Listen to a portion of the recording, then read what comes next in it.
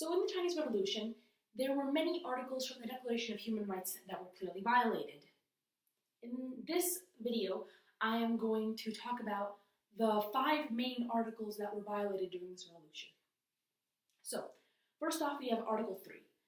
Like in every conflict that has to do with war and with countries going at each other's throats, Article 3 is one that is clearly violated. Article 3 states that everyone has the right to life, liberty, and security of person.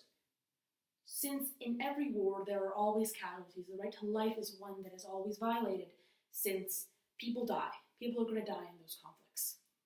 Liberty and security of person involves the rest of the population that doesn't get killed. Those people that have to run around and protect themselves from the war, they have to take care of themselves since no one else is going to do so. Moving on. Article 18 states that everyone has the right to freedom of thought, conscience, and religion. This right includes freedom to change his religion or belief, and freedom either alone or in a community, with others and in public or private, to manifest his religion or belief in teaching, practice, worship, and observance. Now, in this revolution specifically, the communists were constantly suppressing the people. The freedom of thought is always repressed in different revolutions because people are trying to enforce their ideologies on the population. Specifically, the nationalists and the communists were battling to enforce their ideologies on the population since they wanted to rule over the country. Their religion, the people's religions and beliefs weren't really taken into account since these two major powers were at each other's throats trying to tell the people, hey, our ideology is the best one. Why don't you choose our ideology? Now, Article 19 has a lot to do with Article 18, but is slightly different because this one actually recurs and is much more powerful than Article 18 nowadays in China. Article 19 states that everyone has the right to freedom of opinion and expression. This right includes freedom to hold opinion without interference and to seek, receive, and impart information and ideas through any media and regardless of frontiers.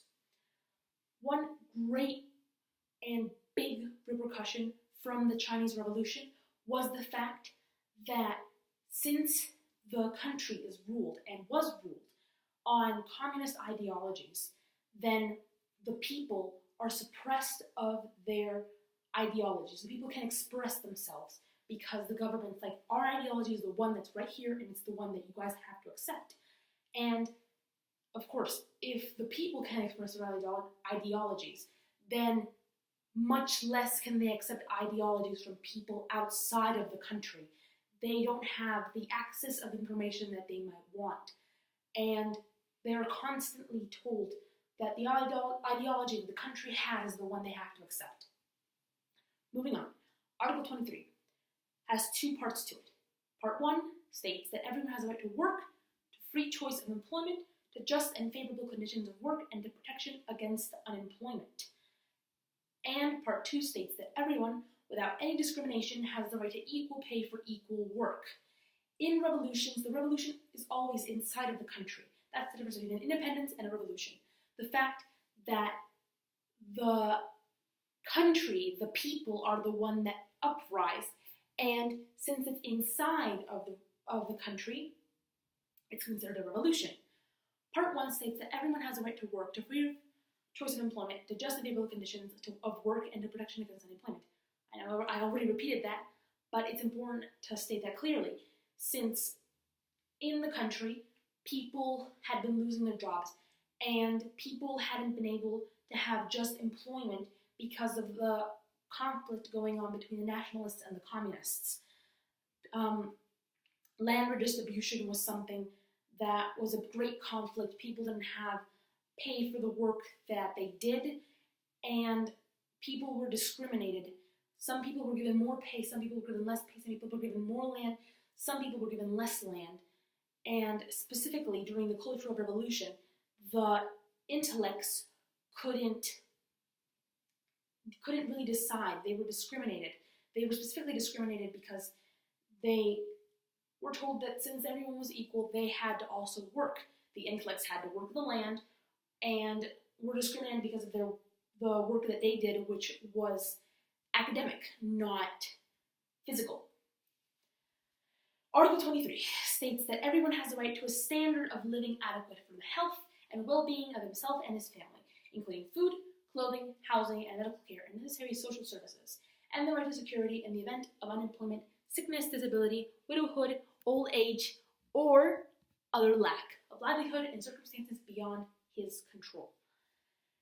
Now, since it was a revolution, there were people caught in the crossfire, people caught inside of the ideologies, people that clearly weren't treated as equal. The communists helped the people. The communists rose because the people wanted exactly what this article violates, exactly what was violated in the revolution, exactly what this article states.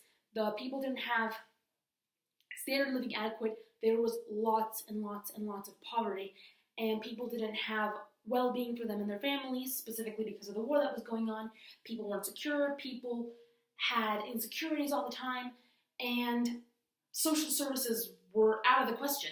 How do people get social services and adequate living when there was a complete war going on, specifically when in the middle of the revolution, World War I happened. World War I affected people nationwide, and specifically this poverty declined intensely. And the communists actually fed off of that. The communists, since they were led by Mao Zedong, Mao induced something called Maoism. Maoism can sometimes be confused as Marxism, since Marxism is slightly similar, but Maoism, unlike Marxism, feeds off of the poverty. Maoism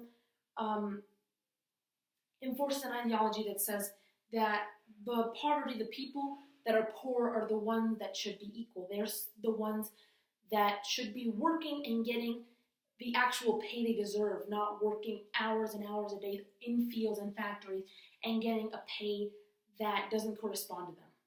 And specifically having more rights than the ones they had then. So this is basically a summary, or maybe a very long summary, of the human rights that were violated during the Chinese Revolution. And for further information, you can check out the rest of the wiki, and that's it.